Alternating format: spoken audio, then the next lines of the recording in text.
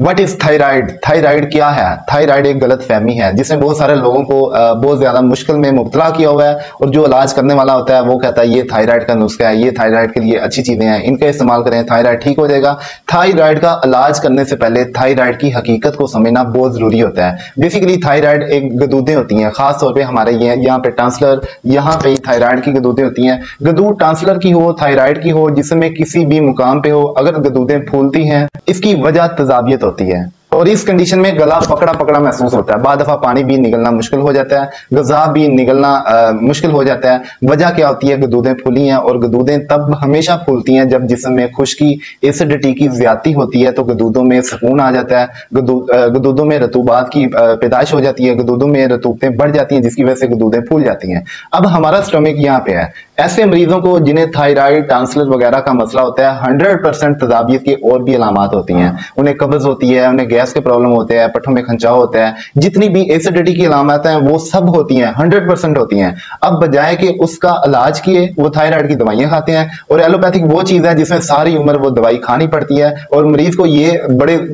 जोर से कहा जाता है कि अगर ये दवाई छोड़ी तो आपका नुकसान होगा, आपकी जान को खतरा है। ये मरीजों के बकौल मैं सुनता रहता हूं, लेकिन थायराइड कुछ भी नहीं है। सिर्फ आप तजाबियत का इलाज करें, थायराइड कवर होगी। हमारे स्टोमिक में यहाँ से एसिडिटी, तजाबियत, गंदे मवाद यहाँ से पैदा होते हैं जो सीधा मुंह की तरफ सांस के जरिए गले को मुतासर करते हैं, जिससे गले की गदूदें मुतासर होती हैं। सेकंड ये है कि मिजाज में जब खुश्की बढ़ती है, एसिडिटी बढ़ती है, उससे भी हमारे जिस्म की गदूदें, चाहे वो गले में है, चाहे वो मुंह में है, चाहे वो जिस्म के किसी भी हिस्से में है, दिमाग में है, हमारे मसाने में है, जहां भी गदूदें हैं वो इसी वजह से फूलती हैं। अब बजाय इसका अलग अलग इलाज करवाया जाए, जस्ट तजाबियत को कंट्रोल करें, थायराइड भी ठीक, टांसलर भी ठीक, जिस्म में जो भी गदूदें हैं वो सारी नॉर्मल हो जाती हैं।